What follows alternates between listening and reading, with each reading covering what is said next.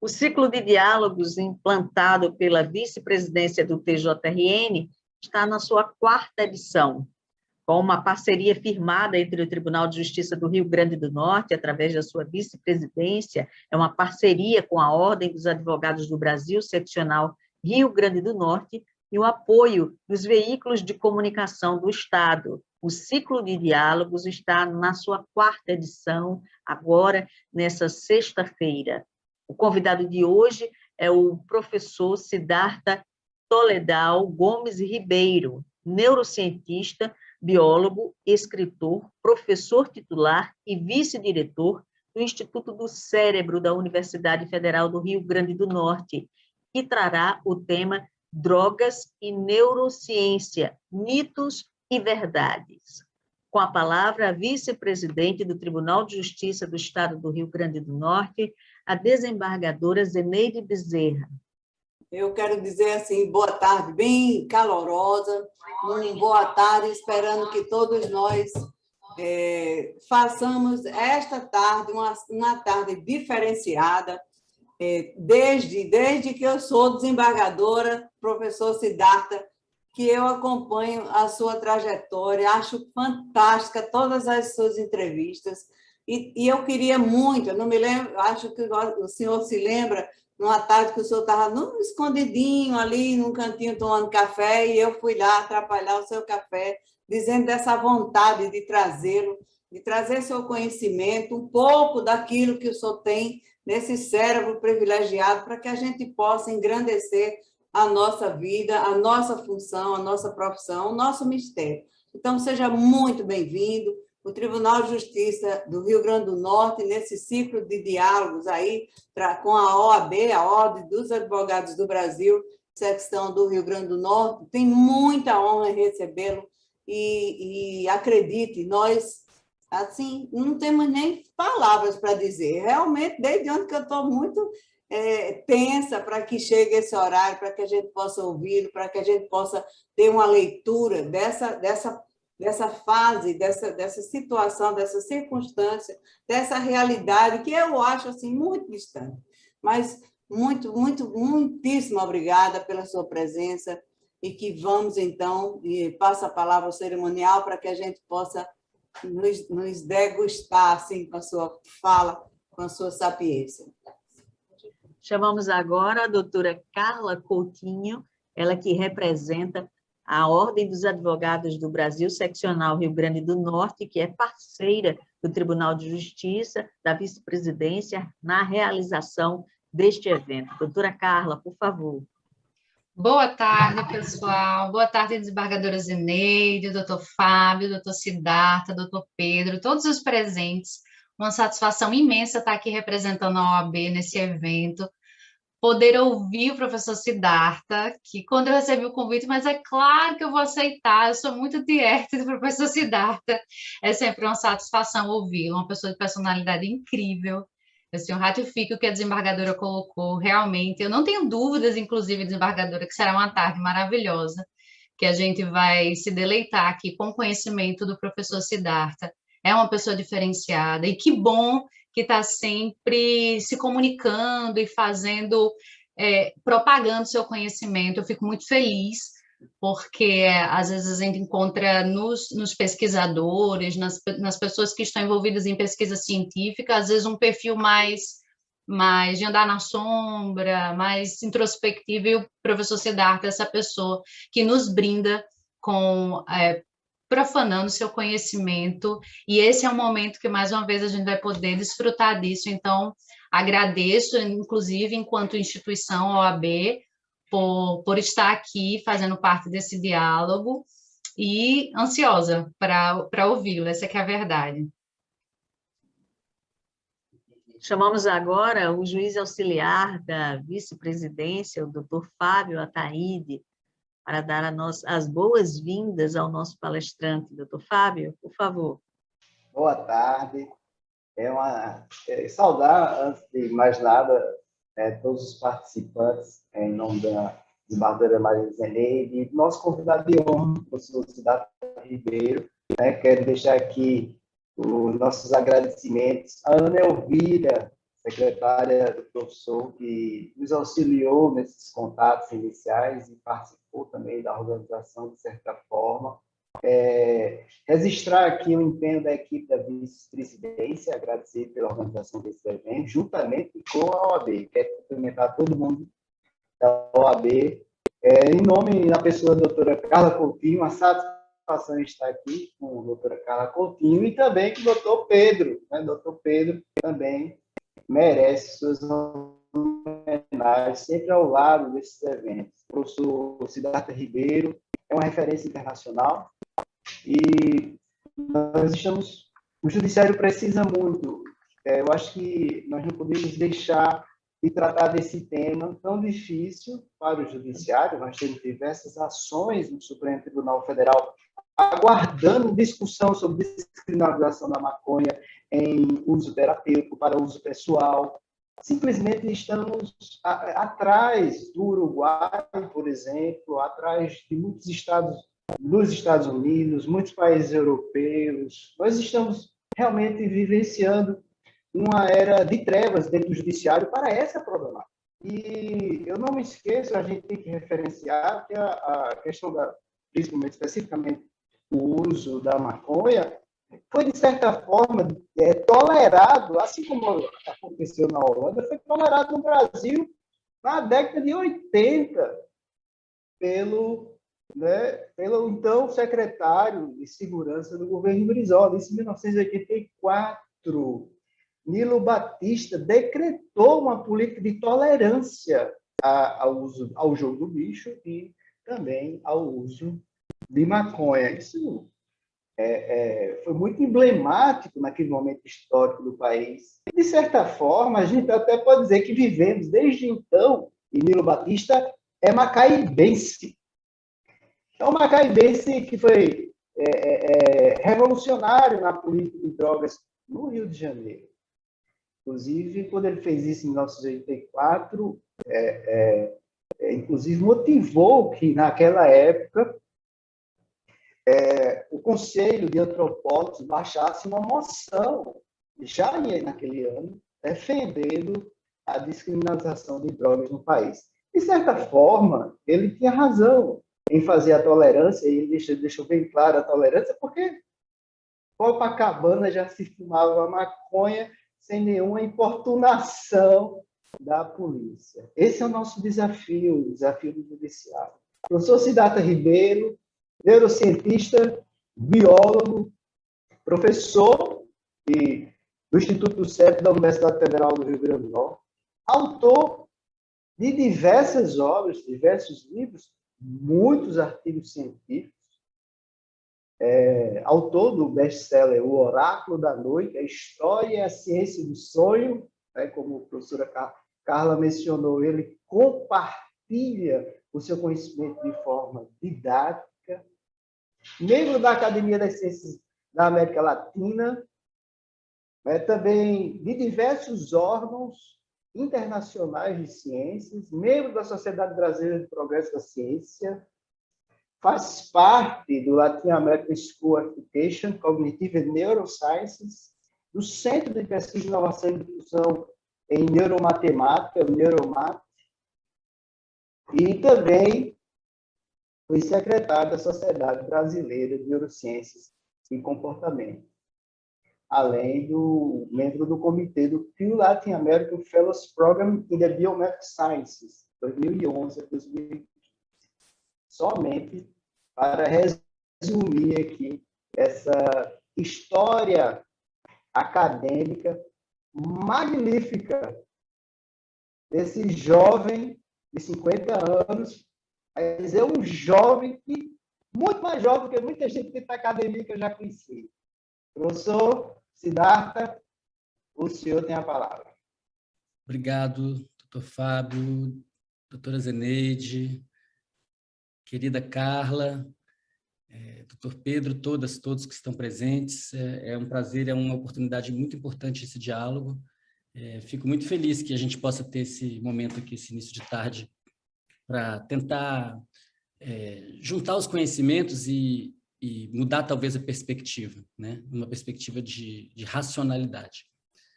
Eu vou começar falando de uma prática afro-brasileira que foi tornada ilegal logo no primeiro momento da República, que foi muito perseguida no Brasil, considerada absolutamente intolerável pela sociedade brasileira por muitas décadas. E talvez vocês estejam pensando que eu estou falando da maconha, mas eu estou falando da capoeira. A capoeira, aconteceu com a capoeira nos séculos 18, 19 e 20, até 37, o que aconteceu com a maconha e com outras substâncias na vigência do proibicionismo do século 20 e 21. E hoje a capoeira está no Brasil e está no mundo. Ela está em toda parte. Ela está em Tóquio, está em Moscou, está em Abu Dhabi, está na Índia. E ela leva a cultura brasileira, inclusive a língua portuguesa, para o mundo todo. Então, a gente aqui vai... coloquei esse exemplo para a gente tentar ver que as leis mudam e as opiniões mudam. E aquilo que em algum momento era legal deixa de ser legal. Um exemplo é a escravidão. E coisas que eram ilegais passam a se tornar legais, como, por exemplo, a capoeira. Então, eu vou falar bastante hoje de maconha, vou falar de outras drogas também, porque o tema é mais geral do que maconha. Maconha, na verdade, é um tema mais fácil, mas ela é muito importante, ela é muito importante socialmente, ela justifica muitas injustiças. Então, nós vamos falar dessa planta, que é uma planta que começa a ser cultivada pelos nossos ancestrais há 12 mil anos, ou seja, bem no início da agricultura, uma publicação bem recente, mostrando que já de início houve uma seleção artificial feita por seres humanos de variedades diferentes, separando as variedades que são muito boas para a fibra, o cânhamo, daquelas que produzem remédios, que produzem substâncias químicas chamadas canabinoides, que são remédios. Nós vamos abordar hoje aqui 9 mitos, 9 falácias, 9 fake news sobre as drogas, sobre a maconha ou sobre drogas em geral, que são provavelmente coisas que vocês ou vocês acreditam nisso ou já acreditaram. É quase impossível não ter acreditado nisso em algum momento, porque a propaganda foi muito eficaz e ela durou muitas décadas. Primeira coisa que quase todo mundo acredita é que a proibição de drogas diminui o consumo de drogas. A segunda é que as drogas ilícitas são mais perigosas do que as drogas lícitas. A terceira é que o consumo de drogas torna as pessoas incapazes de fazer quaisquer escolhas racionais. A quarta é que maconha mata neurônios e conexões entre esses neurônios, sinapses. A quinta é que maconha é a porta de entrada para o consumo de outras drogas. A sexta é que maconha causa esquizofrenia. A sétima é que maconha e outras drogas ilícitas não têm uso medicinal. A oitava é que o uso medicinal da maconha não está legalizado no Brasil. E a nona é que o canabidiol, o famoso CBD, é do bem e o THC, o tetrahidrocannabinol, é do mal. Vamos lá. A proibição de drogas diminui o consumo de drogas? Essa é uma coisa importante, porque se diminuísse, pelo menos haveria o argumento de que as pessoas vão consumir menos drogas, isso faz mal à saúde delas, né? O que se observa é que, na verdade, não existe uma correlação entre uma coisa e outra clara nos países que mudaram sua política de drogas. Então, aqui a gente tem vários países que tiveram penas reduzidas nesse ano zero de referência, outros que tiveram penas aumentadas, e a gente percebe que não tem nenhuma correlação clara. Esse é um fenômeno muito mais complexo, e se a proibição de drogas estivesse realmente inibindo o consumo, não haveria crescimento de consumo de várias substâncias nas últimas 5 décadas. Aqui a gente tem uma comparação da prevalência de uso de maconha e cocaína em 15 países das Américas, né? E aí a gente tem a média de todos os países, depois os países que descriminalizam o porte de drogas para uso pessoal e os países que criminalizam o porte de drogas para uso pessoal. E vocês percebem que para cocaína talvez tenha algum tipo de efeito, para maconha certamente não. Depois eu passo esse material para todo mundo, tem bastante referência aqui que pode ser relevante. O segundo aspecto que eu quero abordar é que as drogas ilícitas não são nem mais nem menos perigosas do que as drogas lícitas. A gente tem que olhar caso a caso, depende da substância. O corte entre o que é lícito e ilícito não tem nada a ver com o dano que causa às pessoas. Isso aqui é um ranking muito aceito, né? É o principal ranking de danos aos usuários, que está em azul, e danos a outras pessoas, que está em vermelho, das diferentes substâncias lícitas ou ilícitas. A que tem maior dano às pessoas e a si mesmo é o álcool. É a substância que está aqui para o lado esquerdo, que é mais danosa, mais daninha. A segunda é a heroína. A terceira é crack cocaína. A quarta é metanfetamina, bem mais abaixo. A quinta é a cocaína pura. Aí, junto com o tabaco, juntinho com o tabaco, ao lado. Depois a anfetamina, depois a cannabis aqui, ó, 20. Então, a cannabis é proibida, pontuando 20, e o álcool é não só permitido, mas glorificado, pontuando 72. Ora, aqui a gente começa a perceber que tem um grande contrassenso na separação de drogas lícitas e ilícitas. Não obedece a um critério médico. Então, aqui estou apontando a cannabis e as substâncias conhecidas como êxtase, cujo princípio ativo é o MDMA, o LSD e os cogumelos, que contêm psilocibina, como substâncias que são, hoje em dia, proibidas e que são aquelas que oferecem de médio a baixo dano, tem médio a baixo potencial de dano. Então, tem um problema aqui. Aqui a gente está tendo uma comparação da dependência causada pelas diferentes substâncias, né? Então, usuários de nicotina têm uma probabilidade de transição para a dependência de 67,5%. Quer dizer, a pessoa fuma o primeiro cigarro, tem quase 70% de chance de se tornar tabagista. Isso cai para 22% para o álcool, 20% para a cocaína e 8,9% para usuários de maconha. Então, por que o álcool e o tabaco são legalizados e, pelo menos no caso do álcool, ainda glorificado, o tabaco já saiu dessa situação, e as outras substâncias são demonizadas? O que é que está acontecendo? E tem a questão do pânico moral, né? Pânico moral. O que é o pânico moral? É que as pessoas reagem às notícias quando elas veem as notícias. Então, por exemplo, aqui a gente tem uma comparação que foi feita na Escócia entre notícias que saíram no jornal de mortes. A primeira coluna são pessoas que morreram por aspirina, paracetamol, diazepam, morfina, cocaína, êxtase, MDMA. Então, tiveram uma overdose. E aí a gente tem o número de pessoas que morreram, e aqui a gente tem quanto que saiu no jornal. E você vê que por diazepam teve 481 óbitos, mas só 10 notícias de jornal. Para êxtase, teve 28 óbitos, muito menos do que diazepam. Mas os 26 saíram no jornal. Então, a população leu aquilo 2,5 vezes mais vezes do que o diazepam. Isso vai criando uma percepção de risco que está descolada da realidade, digamos assim, biomédica. Bom, quando é que isso começa? Isso começa no início dos anos... Entre os anos 10 e os anos 20, a ideologia foi se construindo, entre os anos 20 e os anos 40, os experimentos sociais foram se fazendo. Então, até os anos 20, em praticamente todo o planeta, era possível ir à farmácia e buscar, por exemplo, um cigarro de maconha, uns cigarros índios, feitos de cannabis índica, produzidos pela Grimaud e companhia, que ajudavam na dificuldade em respirar, na roncadura, nos flatos, na aspiração sibilante, etc., expectoração, etc. Um remédio muito antigo, estava disponível, estava nas farmacopeias do mundo. Pouco tempo depois, o proibicionismo, que foi gestado nos Estados Unidos, depois se espalhou pelo planeta, e o Brasil teve um papel importante logo no início, em apoiar esse tipo de coisa, começou a dizer que a pessoa que fumava maconha ela ia cometer assassinato, ia se tornar insana e levar à morte. Ora, é uma mentira absoluta, mas é uma mentira muitas vezes repetida. E aí a maconha foi completamente proibida rapidamente em quase todo o planeta. Esse é o tipo de coisa que se produziu, filmes que falavam que a maconha fazia as pessoas se tornarem muito violentas e fazia as mulheres se tornarem sexualmente liberadas. Então havia todo um medo dos homens brancos nos Estados Unidos, das mulheres namorarem os negros, os mexicanos, os latinos. Então tudo isso fez parte de um caldo de cultura, dizendo que para impedir a degeneração da sociedade era preciso proibir a maconha.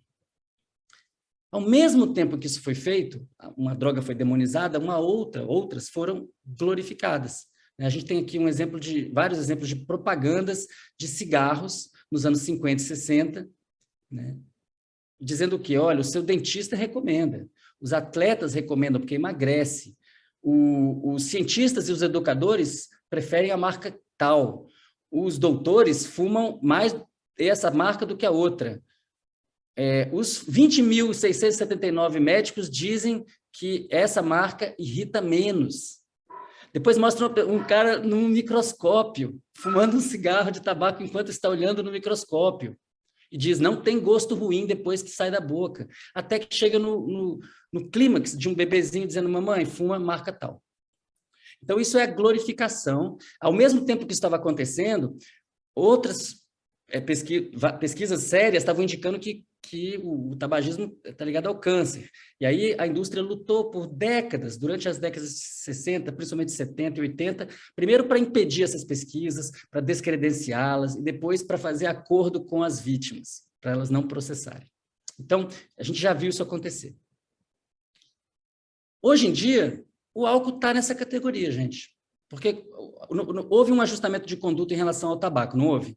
Hoje em dia, as pessoas não podem fumar em qualquer lugar, em lugar fechado, existe um controle da idade de quem compra, e quando a pessoa não tem propaganda positiva na televisão e tem uma identificação clara no rótulo de que aquilo é perigoso e com exemplos bem concretos.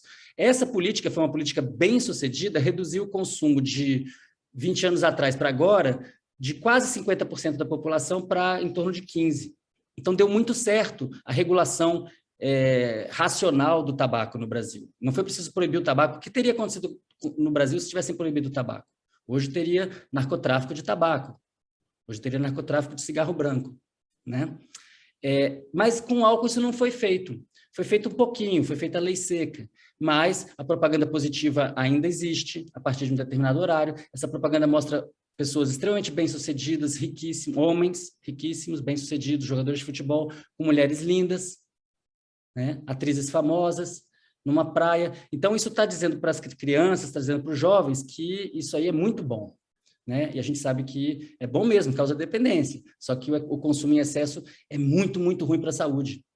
O consumo não moderado é muito, muito problemático, né? E as pessoas não encontram nada no rótulo a não ser dizendo que beba com moderação. Não tem nada, nenhuma foto gráfica dizendo, olha, você pode demenciar, você pode ter problemas cardiovasculares gravíssimos, etc. Nada disso está lá. Então, ainda está por se fazer no Brasil o trabalho com álcool, o trabalho que foi feito com o tabaco, que é racionalizar a regulação. Não estou aqui argumentando a favor de proibir nada, ao contrário, né? Gosto da minha cervejinha, gosto do meu vinho, mas eu entendo muito bem os riscos que trazem no seu consumo mais do que moderado. Vamos para a questão de que o consumo de drogas torna as pessoas incapazes de fazer escolhas racionais. Isso é importante porque, ideologicamente, se você diz que o usuário de drogas, qualquer que seja ela, é um zumbi, não faz escolha racional, você está estigmatizando essa pessoa, ela se torna matável, ela deixa de ser sujeito de direitos, ela se torna uma pessoa, ela vira estatística, né? Mas será que isso é verdade? Isso está baseado em estudos que foram feitos com ratos há muitas décadas, mostrando que se você coloca uma cânula no cérebro do rato e permite que ele aperte uma alavanca para injetar no próprio cérebro cocaína, ele faz isso até a morte. E aí falaram, olha, então tá vendo, a cocaína é um negócio que acaba com a vontade do animal e ele fica um zumbi, né? E deve ser isso que está acontecendo com os usuários de crack. Esse é o argumento, é por aí que vai o pensamento das pessoas. Então, essas pesquisas foram revisitadas e aí foi feita a seguinte hipótese. Será que se o rato tiver, em vez de morar numa jaula, sozinho, sem ninguém, ele tiver num ambiente grande, cheio de coisas interessantes, outros indivíduos, variações, estímulos ambientais, será que ele faz a mesma coisa? Ele usa cocaína até morrer? E aí fizeram o experimento e viram que não. Quando ele tem outras coisas para fazer, ele vai lá de vez em quando, usa um pouquinho, mas ele faz outras coisas com o tempo dele. E aí a pergunta foi, será que isso acontece com seres humanos? O que acontece com seres humanos e não ratos? Né?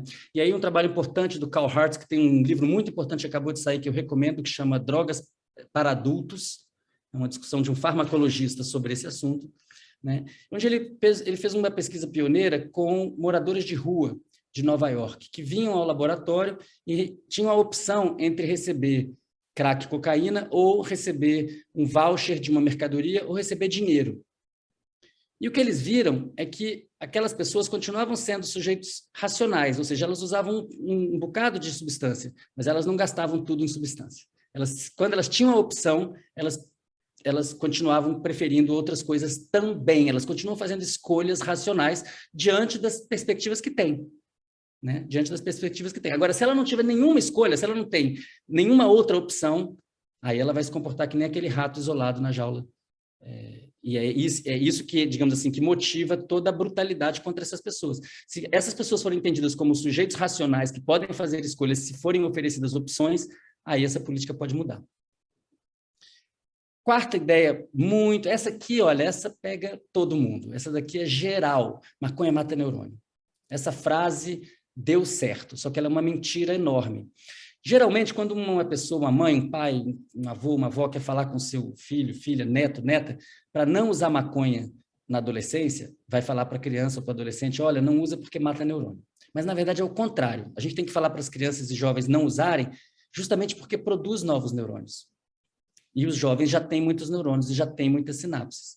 Né? E é importante a gente entender que a gente só sai dessa confusão que é a guerra às drogas com verdade, com racionalidade e com clareza científica sobre o que está em jogo. Né? De fato, jovens que fazem uso precoce e abusivo de cannabis têm uma tendência a ter problemas cognitivos e problemas acadêmicos. Isso aconteceu, isso é sempre assim? Não, tem pessoas que não têm nada disso, porque as pessoas são muito diferentes, as genéticas são muito diferentes. Existem jovens que fumaram muita maconha na adolescência e hoje está tudo bem, mas também tem um monte de jovens que fumaram muita maconha na adolescência e não ficou tudo bem. A pessoa acordou aos 45 anos de idade e falou, acabou a adolescência. Isso existe, todo mundo aqui sabe disso. Né? Agora, por que isso acontece? Quando você estiver dizendo para um jovem para não fumar maconha na adolescência, tem que falar alguma coisa que seja verdade, porque senão você perde a credibilidade com ele. Então, vamos tentar entender o porquê que os jovens devem evitar. Essas pesquisas estão avançando nos últimos anos, recentemente, em países como Israel e Alemanha. E elas muito tem sido feito e avançado muito em modelos animais, que é interessante porque não tem efeito placebo. A gente está falando de efeitos celulares, efeitos bioquímicos. Tá? Então, o que se viu? Se viu, por exemplo, que animais que têm o seu sistema canabinoide, o seu sistema endocannabinoide, ou seja, os canabinoides do próprio cérebro, defeituosos, têm problemas na neurogênese, ou seja, a produção de novos neurônios para quando o sistema canabinoide é travado, quando ele é desligado. Tá?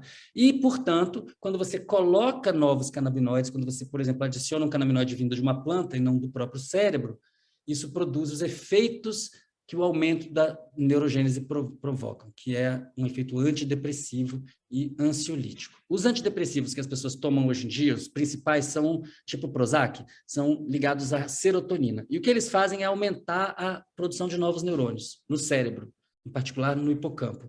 Isso faz com que a pessoa, com o tempo, fique menos deprimida. Poderia simplificar e dizer o seguinte, se você tem a pessoa que está deprimida, ela está ruminando memórias do passado. Geralmente, está com alguma coisa do passado que está... Se vem novos neurônios para o circuito, esses neurônios não sabem nada sobre o passado, eles são novinhos em folha, estão prontos para o futuro. Estou simplificando um pouco, mas é mais ou menos isso. Tá? Então, na verdade, os canabinoides, eles produzem novos neurônios e eles produzem, na verdade, um efeito antidepressivo. Esse é um estudo importante que saiu em 2017 do grupo alemão do Andreas Zimmer. E nesse estudo, esse é o estudo realmente relevante para a gente tentar entender os efeitos nos jovens e nos adultos. Nesse estudo, eles estudaram camundongos adolescentes, adultos e idosos, ou longevos, se vocês preferirem. E eles viram o seguinte, os camundongos jovens, eles, quando são tratados com THC, que é o principal canabinoide da maconha, eles ficam meio bobos, eles pioram cognitivamente. Então, parece com aquilo que a gente observa nos adolescentes humanos que usam cannabis de maneira precoce e abusiva. Mas os adultos, os chamados maduros aqui, mature, e os old, os que são velhos, ou seja, entre os jovens, que são esses que estão em preto aqui, ó, o desempenho deles com o THC é pior. Agora, entre os adultos e os velhos, é o contrário, eles ficam espertos, eles ficam muito espertos. Tá? E aí eles resolveram olhar para o que estava acontecendo nos neurônios. Por que isso pode ser assim? Por que o jovem piora e o adulto melhora? E o que eles viram, isso foi publicado na Nature Medicine, uma excelente revista. Tá? O que eles viram? Eles viram, isso aqui, não vou querer explicar isso agora em poucos minutos, mas basicamente é o seguinte, vocês estão vendo aqui, ó, nessa coisa colorida aqui à esquerda, cada linha dessas é um gene diferente. Então, quando está azul, quer dizer que aquele gene não está sendo transcrito, ele não está fazendo proteína. Quando está vermelho, então aqui essa parte aqui, todos esses genes estão meio que desligados. Esses aqui, ó, que estão vermelhos, estão ligados, ou seja, eles estão produzindo proteína. Tá? Os neurônios, então, tem alguns genes que estão ligados, outros que estão desligados. Se vocês perceberem, essa coluna amarela aqui, ó, todinha, ela tem muita semelhança com essa coluna laranja. Isso significa o seguinte, que os adultos tratados com THC tem um perfil semelhante ao dos jovens sem o THC, ou seja, os adultos estão ficando jovens. E, da mesma maneira, os animais jovens tratados com THC têm um padrão muito semelhante ao padrão desse vermelho aqui, que é os adultos sem tratamento com THC. Ou seja, o jovem com THC fica velho e o velho com THC fica jovem. Eu tenho falado isso muito nas minhas palestras, maconha não é para jovem, é para velho. Maconha é para adultos e velhos, é um remédio excelente para os velhos. Por quê? Porque os velhos têm menos produção de endocannabinoides, de canabinoides produzidos pelo próprio corpo. Então, o canabinoide para o velho é uma reposição de uma coisa que ele perdeu. E que promove o quê? Aí aqui a gente tem uma análise proteômica que vai promover o quê? Basicamente, processos de neurogênese, processos de plasticidade sináptica, processos formadores de memória. Tá? Então, por que um jovem deve evitar? Porque se você aumentar muito o número de neurônios e de sinapses num jovem, ele perde a capacidade de discernir e de formar certas representações. Essa é a interpretação desses dados. Enquanto que o velho, ao contrário, ele tem as representações, já formou, só que ele não tem possibilidade de formar novas sinapses. Então, se você fornece para ele essa possibilidade, ele reconecta. Tá? Isso a gente vai falar mais tarde como isso tem a ver com o mal de Alzheimer. Porque uma pessoa idosa é uma pessoa que tem muita memória, mas as memórias começam a ficar ilhadas, porque ela começa a ter morte de neurônio e morte de sinapse. Então, quando vem o canabinoide e aumenta o número de neurônios e sinapses, a pessoa idosa, ela liga no tranco, porque ela já tem as memórias, é só fazer um pouco de conexão e volta tudo. Agora, uma pessoa muito jovem que faz uso abusivo de cannabis, ela pode cair naquela chamada síndrome amotivacional, que é a falta de vontade de aprender qualquer coisa, de fazer qualquer coisa. Né? A adolescência meio que já é uma grande síndrome amotivacional e a cannabis pode tornar isso mais agudo.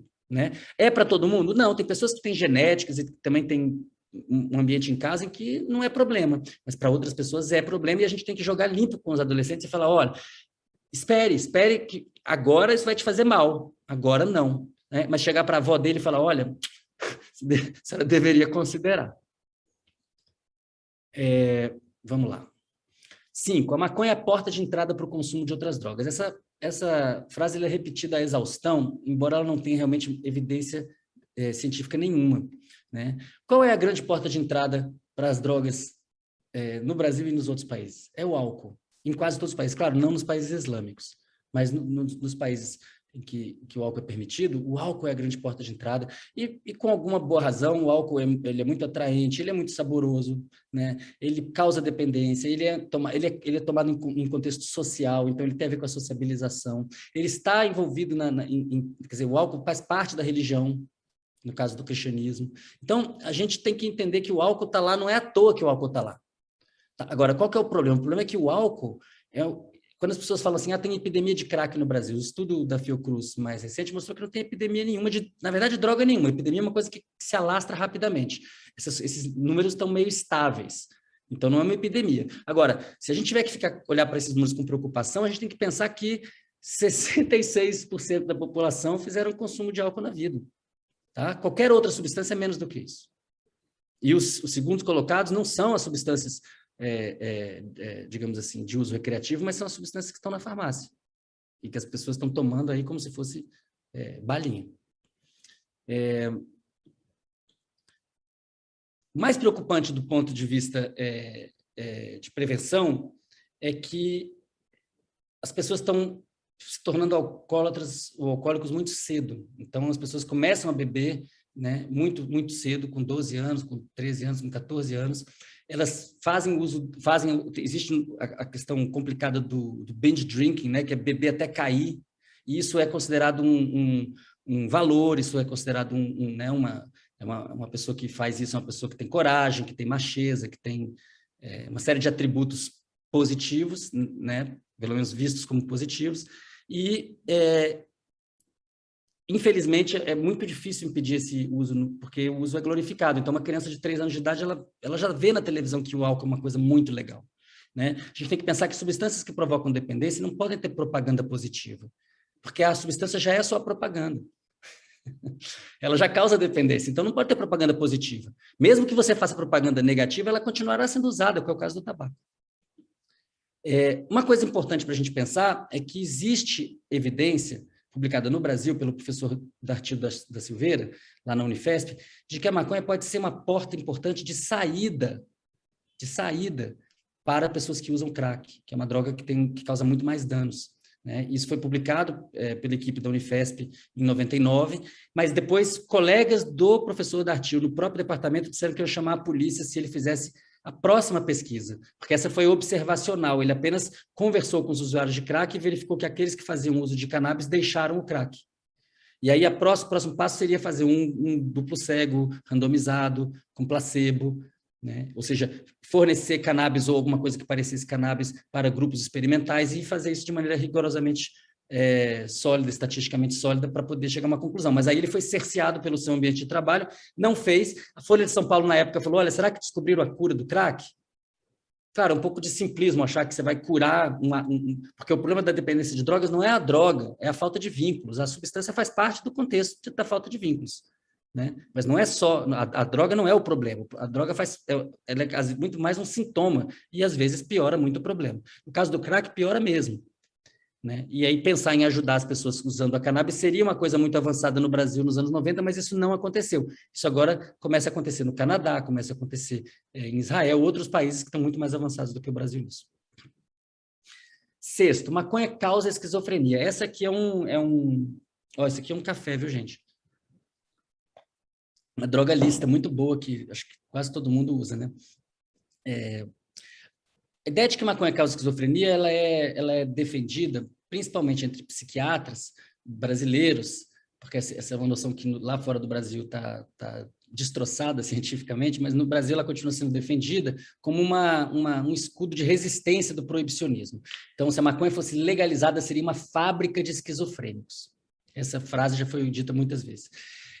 Basta pensar um pouquinho epidemiologicamente que a gente vê que isso não pode ser verdade, porque o consumo de cannabis aumentou muito no planeta nos últimos 50 anos. E a proporção de esquizofrenia continua mais ou menos onde estava, entre 1,5%, dependendo do país. Mas vários estudos importantes saíram nos últimos 10 anos que mostraram que isso não é verdade. Esse é um exemplo de um grupo da Universidade de Harvard que eles fizeram foi estudar famílias em que havia de gêmeos, em que um tinha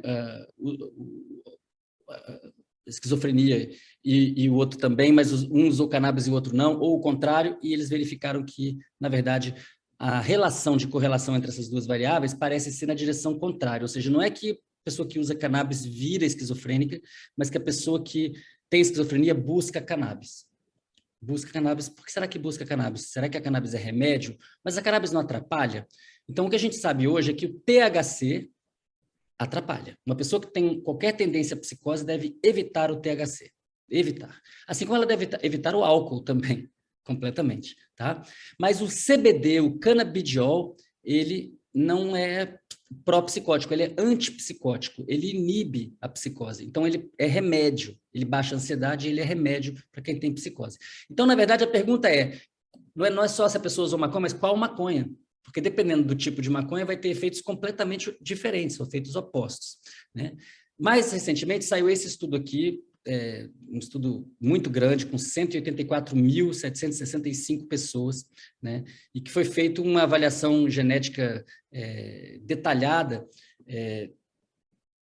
das associações entre traços psiquiátricos, né, e o uso de cannabis. E eles confirmaram a mesma ideia que aquele estudo de Harvard já tinha mostrado, é que as pessoas que têm esquizofrenia buscam a cannabis, mas a cannabis não causa esquizofrenia. Aí você fala, bom, mas uma pessoa que tem uma genética de esquizofrenia, se ela usar THC, ela pode ter um surto psicótico? Pode. Ela deve usar THC? Não. Qual é a solução para isso? Regulamentar. Se você avisa a pessoa que é de grupo de risco que aquela substância está contida ali, ela não usa. Olha o exemplo do leite sem lactose. Agora, se a pessoa não sabe nada, no ambiente da proibição, ninguém sabe nada. Ninguém sabe nada. E aí é uma grande confusão e a pessoa se dá mal, porque ela não sabe que é de grupo de risco e aquilo que todos os coleguinhas estão achando engraçado para ela pode ser ruim. Vamos lá. Esse aqui é uma revisão relativamente recente, nem tão recente, 2012, mas tem muito mais coisa desde então, desse grupo de pesquisadores brasileiros, muito importante, da USP de Ribeirão Preto, grupo do professor Zuardi, do professor Cripa, do professor Halak, do professor Francisco Guimarães, são médicos, acho que todos são médicos, que trabalham com o canabidiol como antipsicótico, né? Já estamos indo para 40 anos de evidência. O professor Elisaldo Carlini, na Unifesp, participou desses primeiros estudos. O professor Mechulan tem a ver com isso. E no Brasil nós temos grandes pioneiros desse assunto. Então, hoje em dia que Estados Unidos, Canadá, Alemanha, Israel estão indo adiante com velocidade para a medicina de canabinoides e medicina canábica, está muito claro que os medicamentos feitos à base de cannabis ricos em CBD são poderosos antipsicóticos e, portanto, quando uma pessoa tiver um filho, uma filha com quadro de esquizofrenia em casa, querendo fumar maconha, em vez de dizer não pode fumar maconha, aí vai fumar escondido, tem que dizer, olha, você precisa parar de usar qualquer coisa fumada porque faz mal, vamos falar com um médico, vamos procurar um óleo de cannabis e usa a cannabis rica em CBD. Então, aquilo que antes era um tabu, hoje virou uma grande alternativa terapêutica. Sétimo mito que eu queria abordar é que maconha e outras drogas ilícitas não têm uso medicinal. Então, elas são ilícitas porque não são remédio. Muita gente acha isso. Que o que está na farmácia é porque faz bem, e o que é proibido é porque faz mal, não é remédio. Então, a gente tem que considerar que a maconha, além do THC, que é altamente terapêutico, e do CBD, que é altamente terapêutico, tem mais de 100 outras moléculas canabinoides que também são terapêuticas, que têm efeitos contra a psoríase, contra diabetes, analgésicos, estimulante de crescimento de osso, anti-inflamatório, imunossupressivo. Então, dependendo do que você quer com o remédio, você pode buscar um desses canabinoides separado ou conjuntamente. Esses, inclusive, que estão citados aqui, são não psicoativos, não causam alteração de consciência. Por causa disso, há muito tempo em Israel, a cannabis faz parte integral da medicina. Tem um guia clínico do Ministério da Saúde de Israel, coordenado pelo professor Mechulan, falando inclusive das variedades, falando, olha, se você quer um efeito mais de estimulação, de criatividade, estimular o apetite, reduzir a depressão, usar durante o dia, aumentar o efeito mental, uma planta sativa, que tem mais THC, ou pelo menos era assim nas genéticas antigas. Se você quer um efeito mais físico, uma coisa mais relaxante, que reduz a ansiedade, que melhora o sono, que diminui a dor e que serve para tomar antes de dormir, uma planta mais índica, ou seja, com mais canabidiol. Isso está no Guia de Medicina do Ministério da Saúde de Israel. E o Brasil na Idade da Pedra, lascado. E, veja, mudar de ideia é uma coisa muito boa, ela diz muito bem da nossa mente. Então, por exemplo, o Dr. Sanjay Gupta, que é o médico oficial da CNN, é o Drauzio Varela da CNN, ele era contra a cannabis medicinal, ele fez documentários na CNN contra a cannabis medicinal, até que ele caiu em si, principalmente por causa da epilepsia. Quando ele percebeu o que estava acontecendo no mundo das pessoas com epilepsia, ele mudou de ideia e aí ele publicou um artigo dizendo por que eu mudei de ideia sobre a maconha, E ele fez vários documentários que se chamam Weed, que é erva, Weed 1, Weed 2, Weed 3, falando sobre isso, muito importante, vale a pena assistir, está tudo no YouTube, dando a evidência científica. Então, mudou de ideia, e desde então, já tem uns 10 anos, ele é um defensor ferrenho da legalização da cannabis. Vamos falar um pouquinho de epilepsia, envelhecimento e câncer, que, afinal de contas, são coisas que afetam a vida de muita gente, provavelmente todo mundo aqui conhece alguém que tem ou teve epilepsia, tem ou teve câncer, e envelhecimento, todos nós estamos envelhecendo, então é do nosso interesse. Epilepsia. O que a gente descobriu sobre a cannabis, os canabinoides nos últimos 15 anos, mostra por que eles são tão bons contra a epilepsia. Quando uma pessoa tem epilepsia, ela basicamente tem atividade demais no cérebro dela o tempo todo. E aí os remédios convencionais, o que eles fazem é abaixar essa atividade. Então a pessoa não tem convulsão, mas ela também não consegue fazer nada, ela fica torporosa.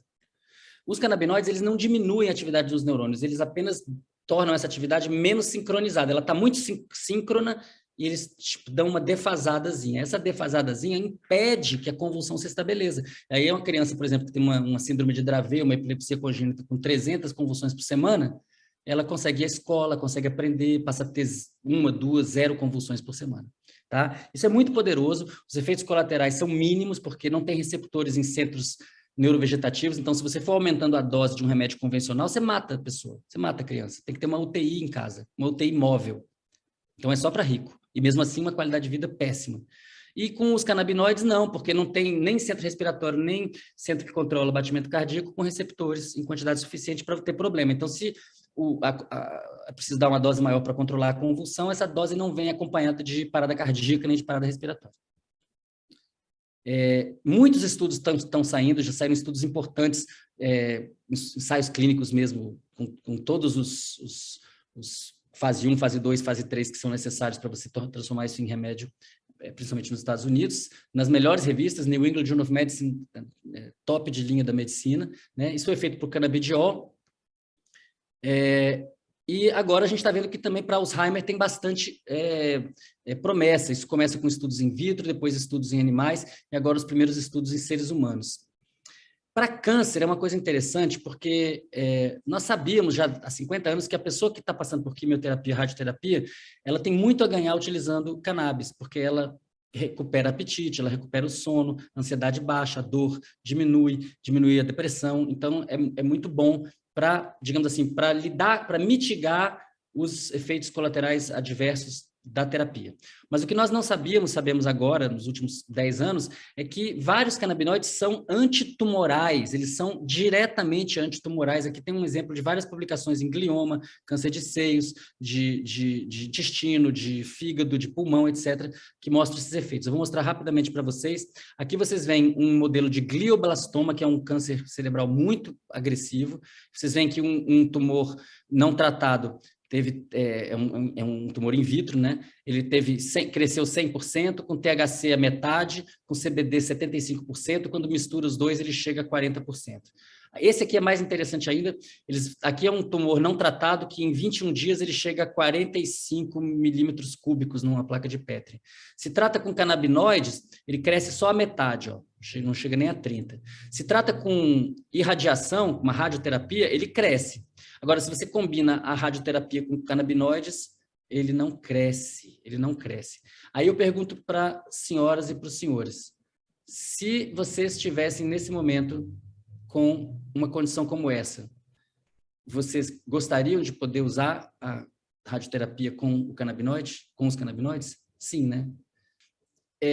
Essa mesma história de que essas substâncias ilícitas não têm uso médico acaba de cair totalmente por terra para o MDMA.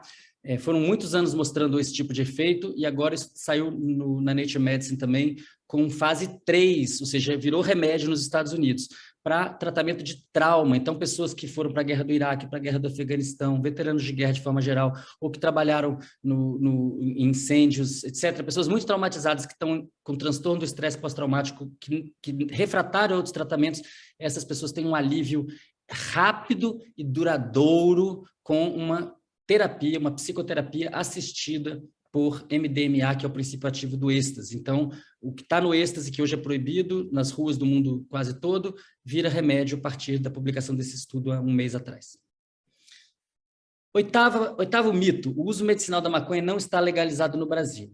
Bom, o pessoal fala assim, então, professor, você quer legalizar a maconha no Brasil? Eu falo, não, legalizar a maconha já está legalizada, né? A RDC de 5 de maio de 2017 reconhece que cannabis é uma planta medicinal.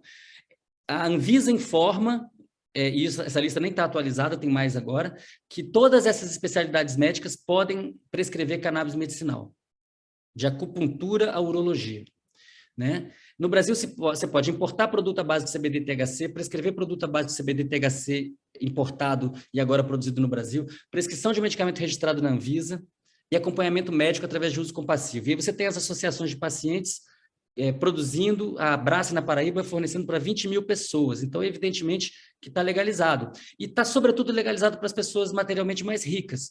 Há mais de 3 anos existe na farmácia um remédio chamado Mevatil, que contém 27 miligramas por ml de THC, 25 miligramas por ml de CBD, ou seja, os 2 principais canabinoides, e custa R$ 2.500 por um frasco de 30 ml. Então, a maconha está legalizada para os ricos, falta a gente lidar com acesso. Cadê o acesso a cannabis medicinal para a classe média e para os mais pobres? E, por fim, a ideia de que o canabidiol é do bem e o THC é do mal. Uma grande empresa fez um remédio que chama Epidiolex, que é basicamente CBD puro, quase puro, né, para epilepsia. E ele funciona e está sendo vendido no mundo todo, mas já começa a surgir evidência, em 2018 apareceu a primeira, de que depois de 7 meses ele deixa de fazer efeito. não deixa de fazer efeito, existe uma tolerância, ele faz menos efeito, tá? E isso não parece acontecer quando se usa um extrato da planta inteira, quando se usa não uma substância pura da cannabis, mas todas as substâncias da cannabis, inclusive terpenos, flavonoides, outras substâncias que não são canabinoides. Então, hoje o Canadá é o líder do uso desses extratos, óleos feitos com extratos da planta inteira, que parece que não causam tolerância. Então, isso é ponto para o uso da planta inteira, que é muito mais barato, e mostra que o CBD puro não faz verão, ele precisa da ajuda de outras substâncias. Eu queria terminar dizendo o seguinte: a atual política de proibição de certas drogas é irracional, ela não tem base científica. Tá? Existem pessoas em grupos de risco para todas essas substâncias, para álcool, para vinho, para leite e para cannabis. Pessoas que têm diferentes tipos de deficiências em diferentes enzimas. Isso não é razão para proibir essas substâncias, mas sim para informar esses grupos de risco. Né? A proibição compromete todas as dimensões do uso. Ela compromete a dimensão da substância, porque ninguém sabe a dose, ninguém sabe se está contaminado, nem se está degradado. Ela compromete a dimensão do corpo, porque ninguém sabe se integra um grupo de risco. Ela compromete a dimensão do contexto social, porque as pessoas vão fazer uso em contextos de violência, de paranoia, de marginalização. A guerra às drogas acaba sendo muito mais tóxica do que qualquer droga.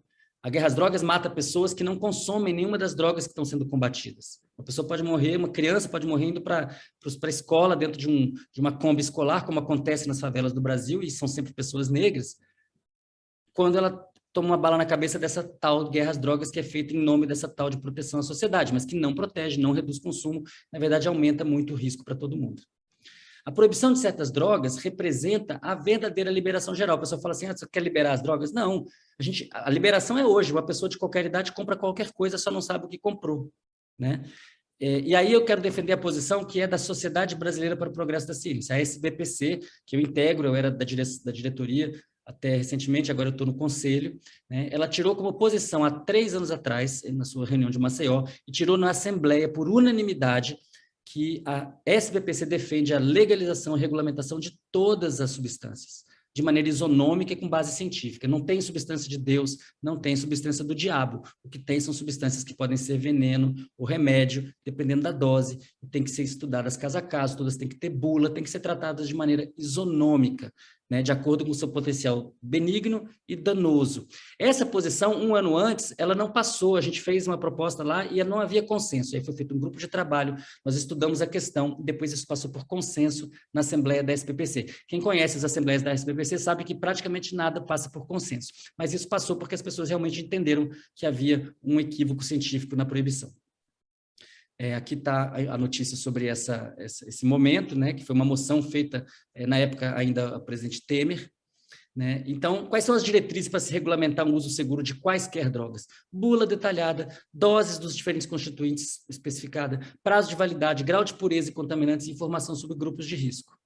Né? E para terminar, eu queria sugerir, então, essa ideia de que é preciso pegar substâncias que hoje são glorificadas, como álcool e tabaco, e trazê-las para o centro da regulação. E as substâncias que hoje são demonizadas, como a cannabis, trazê-la também para o centro e fazer uma regulação mais racional e que, na verdade, promova bem-estar social e não o contrário. Quem tiver mais interesse pode procurar aqui na Plataforma Brasileira de Política de Drogas, que eu também integro, esse guia de bolso que contém muitas informações relevantes, inclusive algumas que eu trouxe aqui hoje.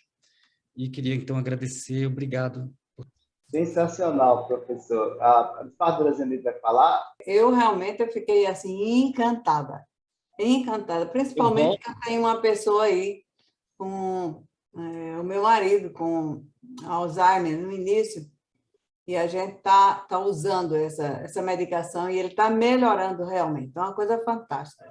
Que bom. Eu tenho a agradecer, professor Siddhartha, doutor, tudo que de bom que o senhor é, o seu grande, esse alargamento de conhecimento, de informações que a gente teve hoje à tarde. Eu estou absolutamente encantada, acredito que todos nós que estamos nessa sala estamos assim. Muito obrigada, que a gente possa trazê-lo outras vezes para poder a gente fazer uma opção de perguntas que seria muito interessante. Muito obrigada. Obrigado mesmo. Fique com Deus. E estamos aqui no Judiciário, na OAB, naturalmente, esperando outras voltas, outro retorno, com muito mais informações. Muito obrigada.